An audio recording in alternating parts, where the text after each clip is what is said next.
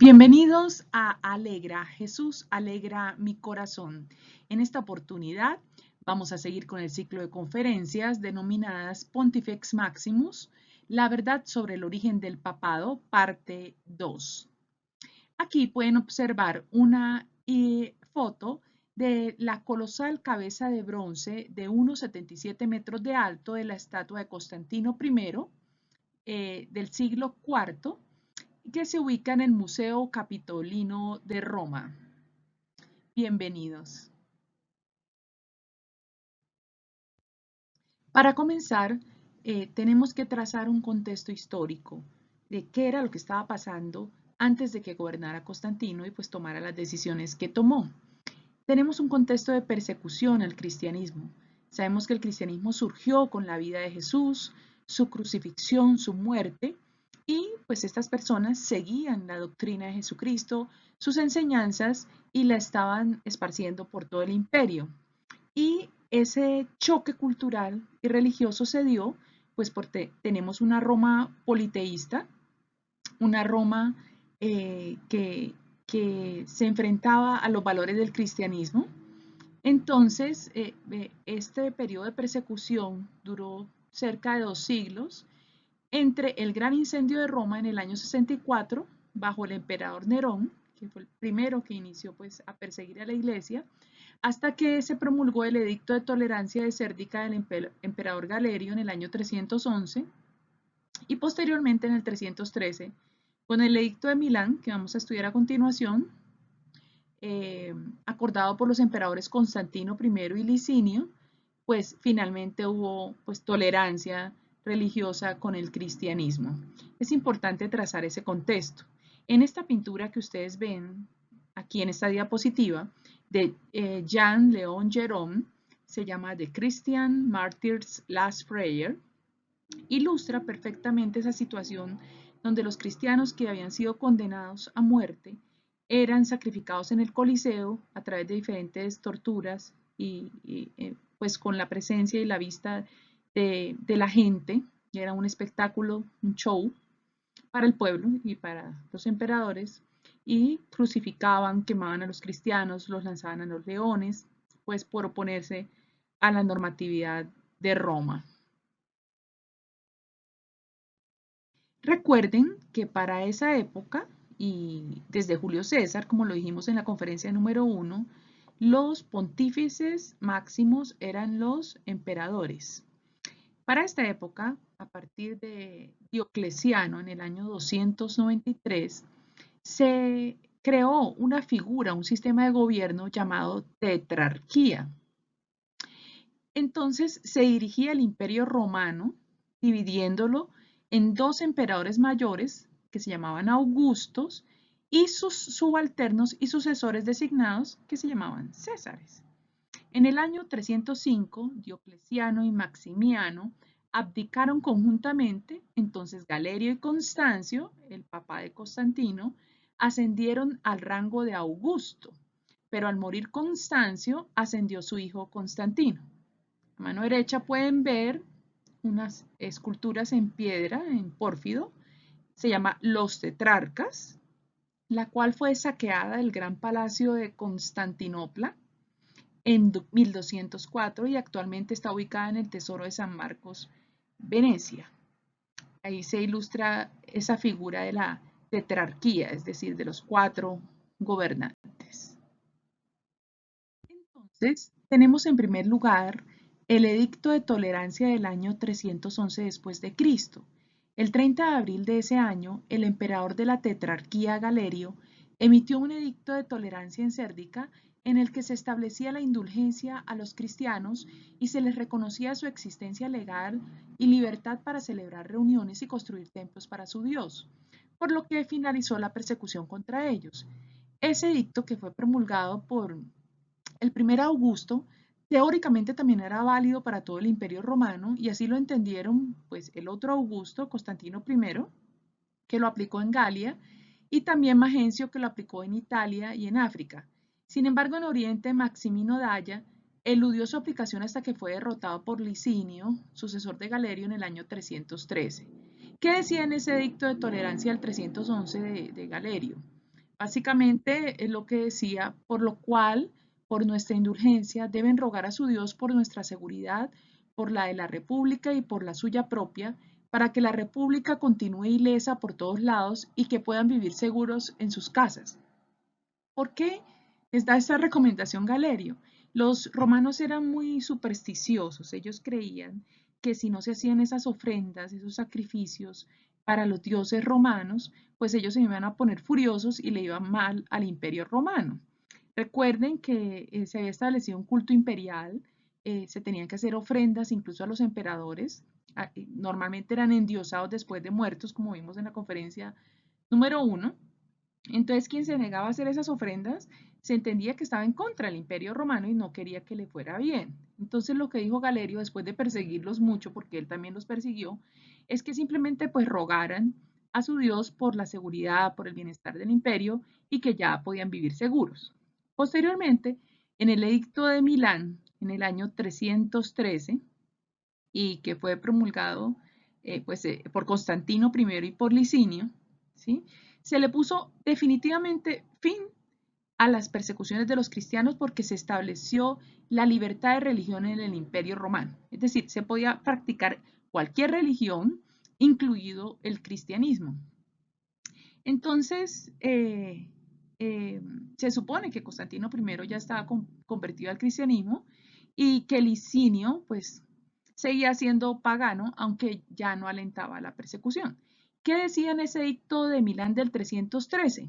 Decidimos conceder a los cristianos y a todos el libre poder de seguir la religión de su elección para que todo lo divino en los cielos sea favorable y propicio a todos los que están bajo nuestra autoridad.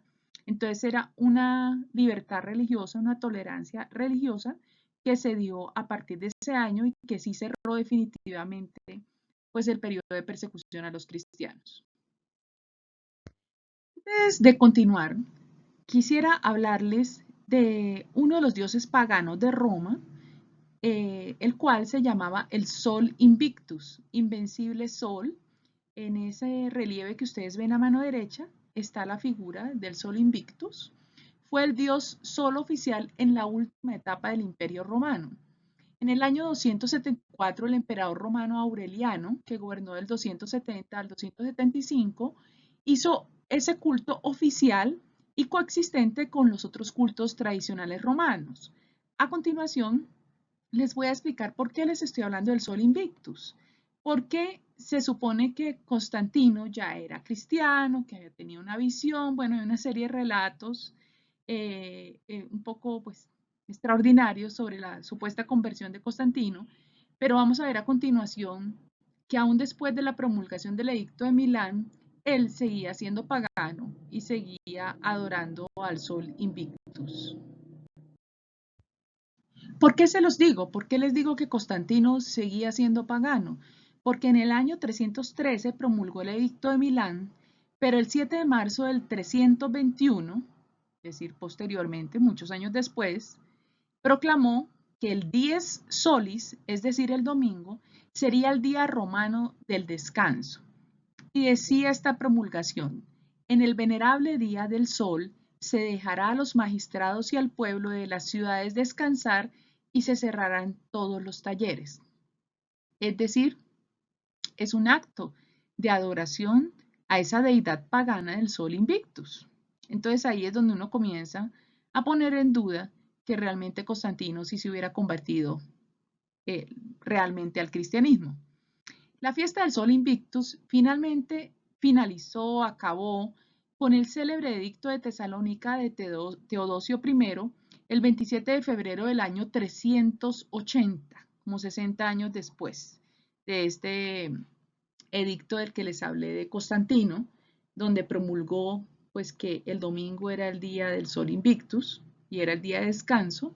Ya Teodosio estableció que la única religión permitida en el Estado romano era el cristianismo niceno, entonces prohíbe de facto todas las otras religiones. Entonces ya él en el año 383, el 3 de noviembre, dijo que ya no se llamaría Dies Solis, o sea, ya no era el día del Sol Invictus, sino que sería renombrado como Dies Dominicus. o sea, el domingo, como día de reposo. Y decía lo siguiente: el domingo, que los ancianos propiamente llaman domingo, descanse por completo la atención de todas las disputas y negocios. Es decir, era el día en que obligatoriamente se tenía que descansar.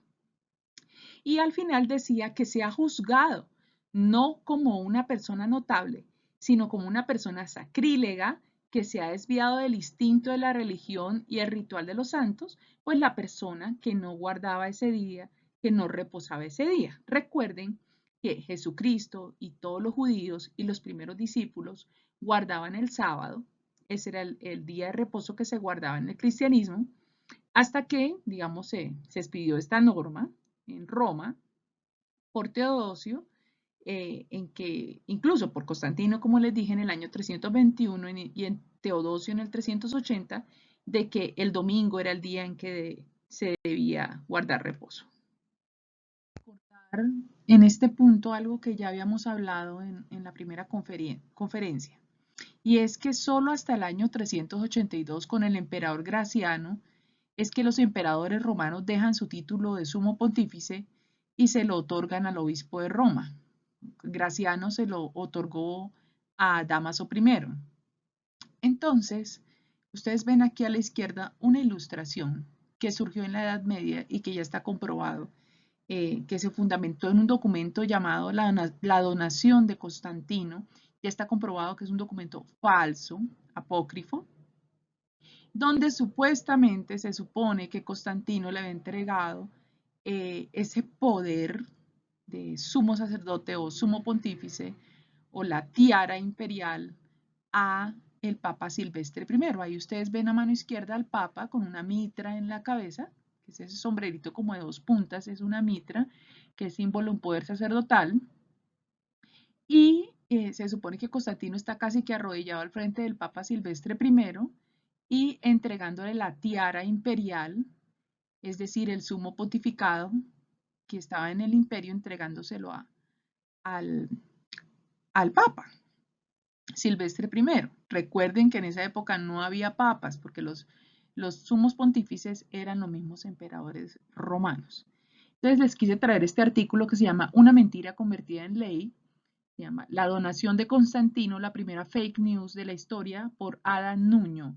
Este artículo es del 24 de agosto de 2023 y ustedes lo pueden consultar ahí en ese vínculo del Confidencial. Entonces, una de esas falsas noticias de la antigüedad y que surgió en un periodo muy oscuro de la historia, la Edad Media, es este documento apócrifo denominado Donación de Constantino. Fue atribuido al emperador Constantino I y ya se ponía en duda su autenticidad en la Edad Media, pero no había forma de comprobarlo. La idea era que se reconocía como soberano al Papa Silvestre I y se le donaba a la ciudad de Roma, las provincias de Italia y todo el resto del Imperio Romano de Occidente, creándose así los estados pontificios. Todo esto coincidió en el momento en que Roma y Constantinopla estaban en pleno proceso de ruptura y que sucedía el conflicto entre la Iglesia occidental y la oriental. Como les dije en un principio, en la iglesia no había un obispo superior a otro, todos tenían absolutamente la misma jerarquía porque la cabeza era Cristo. Pero luego Roma quiso adjudicarse que él era el gobernante supremo por encima de todos los demás obispos. Entonces comenzó como esa lucha entre los diferentes obispos, pero principalmente entre el imperio occidental y el imperio oriental. Así que surgió este documento que respaldaba la postura de que Roma tenía que ser, digamos, donde estuviera el gobierno de toda la iglesia por encima de cualquier otro obispo de la iglesia. En esta diapositiva ustedes ven la segunda parte de la ilustración, donde ya el Papa se ha puesto su tiara imperial, ¿sí? Y Constantino incluso le está llevando el caballo, es decir, como un símbolo de sumisión del emperador al Papa. Y el Papa en un caballo blanco que era propio de los reyes, de los gobernantes romanos, no cualquiera podía entrar montado en un caballo blanco. Entonces, digamos, toda esta iconografía era para realzar ese mito de que el Papa tenía un poder terrenal incluso por encima de los emperadores.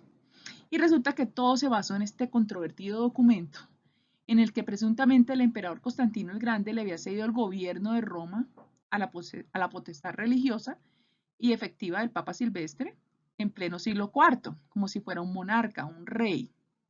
Entonces, de esta manera, el Papa podía intervenir en los asuntos políticos de Italia y del Imperio Romano de Occidente, además en territorios adicionales que iban desde Grecia hasta el África, pasando por Judea o por Tracia.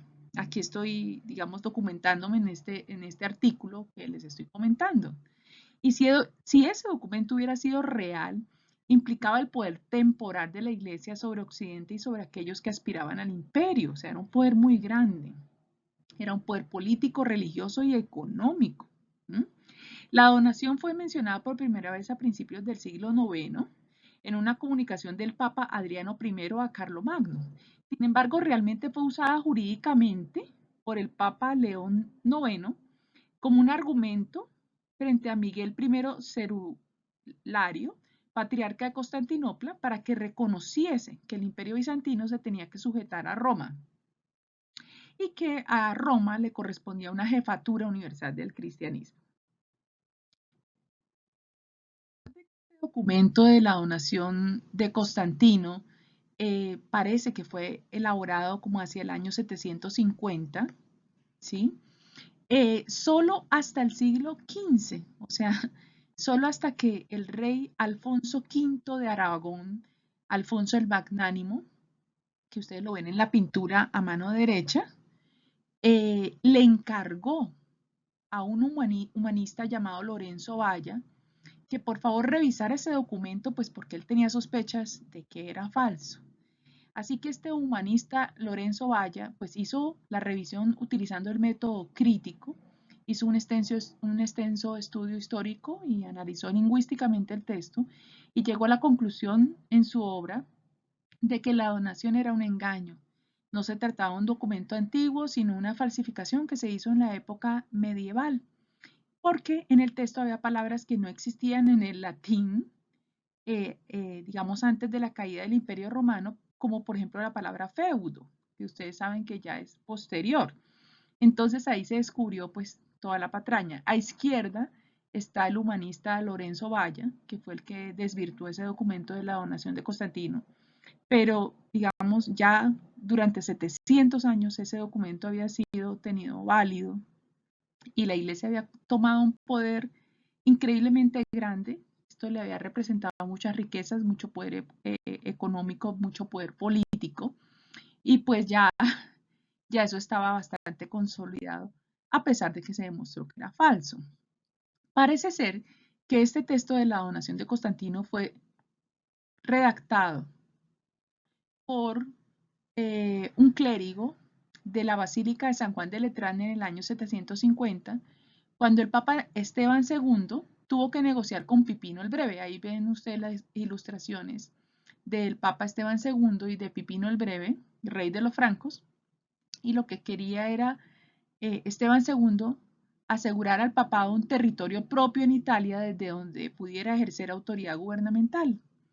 Y a pesar de que el documento se descubrió definitivamente que era falso, pues la Santa Sede jamás declaró oficialmente que el documento era falso, pero simplemente dejaron de invocarlo paulatinamente. O sea, fue cayendo como en desuso, pero igual ya la iglesia tenía un poder impresionante, un poder muy grande que llegó a concretarse en cosas muy malas como la Inquisición, que lo vamos a ver más adelante, hasta que en la Revolución Francesa, digamos, ya el papado pierde bastante su poder. Todo eso lo vamos a ver más adelante en otros estudios.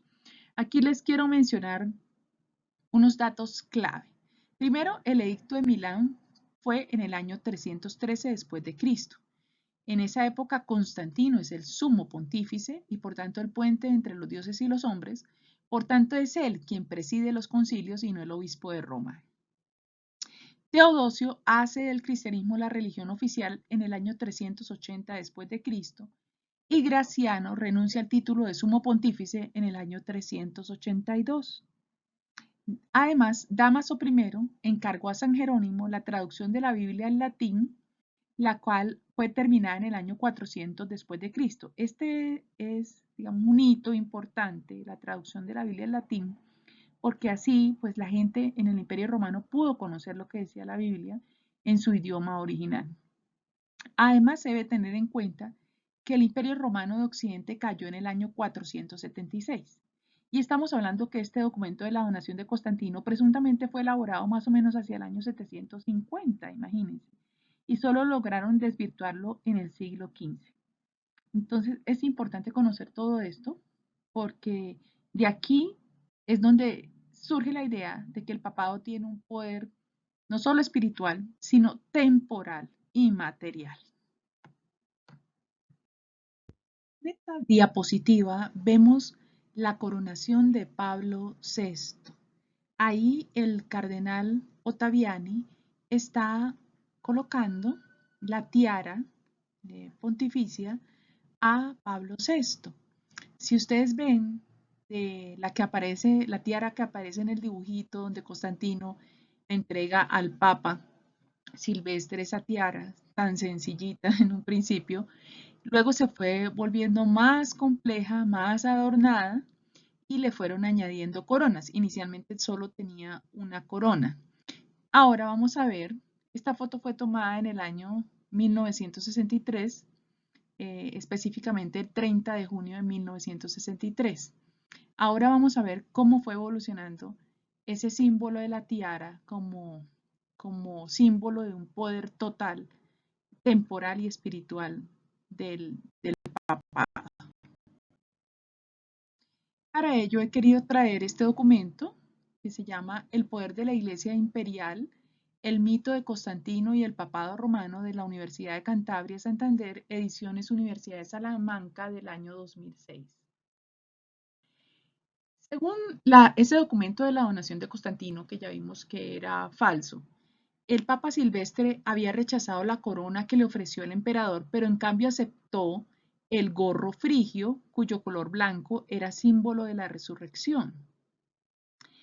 Ese llevaba, digamos, una corona y en ese momento en que fue supuestamente donado por Constantino, tenía un simbolismo de naturaleza imperial, es decir, casi que Constantino le cedió el poder imperial al Papa. Ya sabemos que todo eso fue falso, ¿no? En un sermón de Inocencio III, posteriormente, define la mitra como símbolo del sacerdocio y la tiara como símbolo del poder temporal o terrenal. Y eso es lo que se refleja en el fresco de los Cuatro Santos, esas son las dos pinturas que les acabé de mostrar, donde el Papa lleva la mitra y recibe de manos del emperador la tiara. A partir de esa fecha, la tiara se va enriqueciendo con más y más simbolismos. Se le añade una verdadera y propia corona real, ¿m? Pero ya para la coronación de Bonifacio VIII en 1294, se le añaden dos coronas adicionales, además de la diadema tradicional, y comienza a denominarse esta tiara, digamos, con tres coronas, este gorro frigio con tres coronas, el triregno. Y así es denominado en un inventario del Tesoro Papal en 1314. Todo parece indicar que fue una invención pues, de Bonifacio VIII, que fue el primero que instauró la costumbre de que el Papa fuera coronado en San Pedro antes de tomar posesión. Entonces, la intención, o digamos la simbología, lo que quiso transmitir Bonifacio VIII, es que la diadema primitiva, el gorro frigio puntiagudo, sería el símbolo de la soberanía sacerdotal y las otras dos coronas aludirían a la soberanía real e imperial. Entonces era un símbolo de la plenitud de poderes espirituales y temporales. Esta interpretación fue confirmada en la ceremonia papal de comienzos del siglo XVI.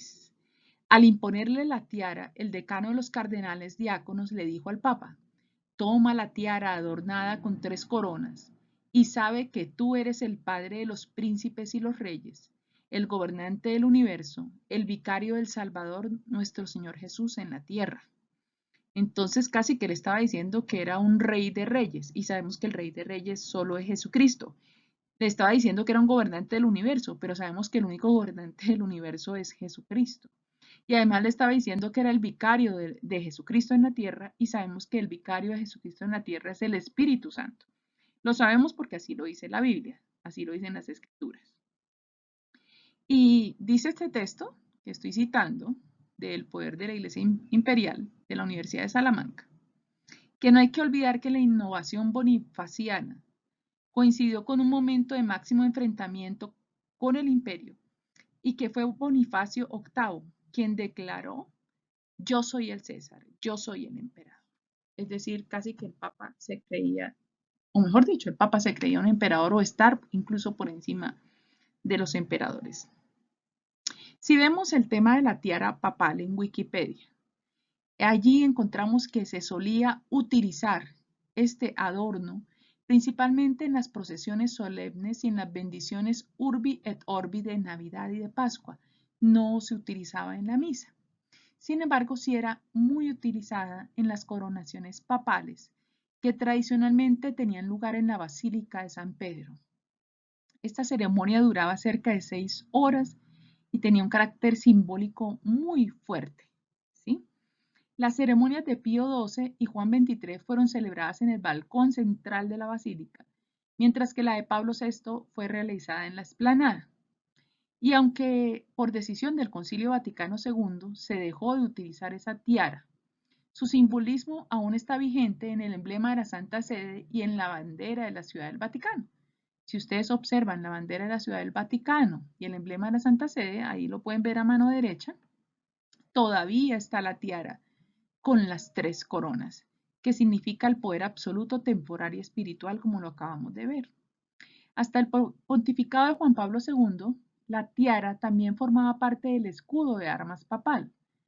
Y Benedicto XVI, rompiendo con la tradición, reemplazó la tiara por una mitra que también posee 3 niveles y aluden pues a las 3 coronas de las que estamos hablando.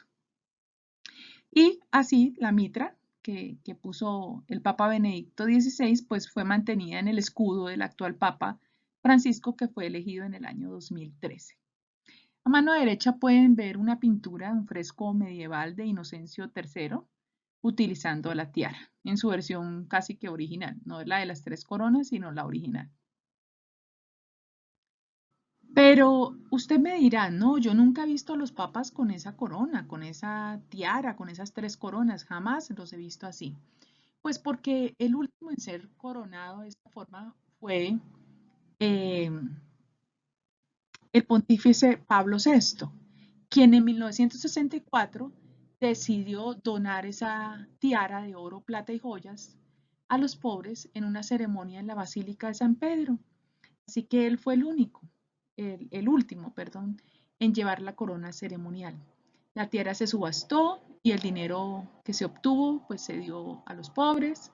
La compraron unos católicos estadounidenses y ahora se conserva en la Basílica del Santuario Nacional de la Inmaculada en Washington, D.C.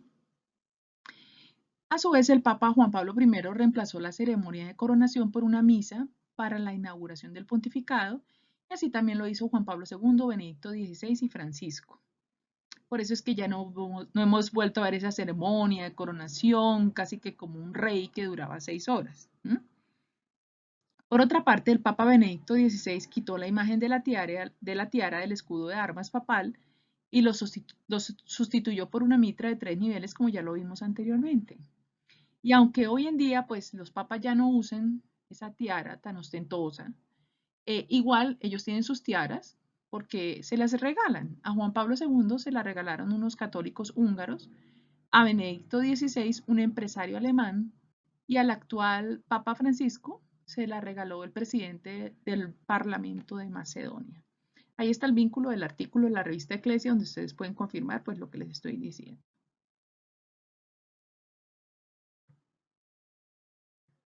Finalmente quiero hablarles de un documento, de un libro que todavía existe, se llama el Liber Pontificalis.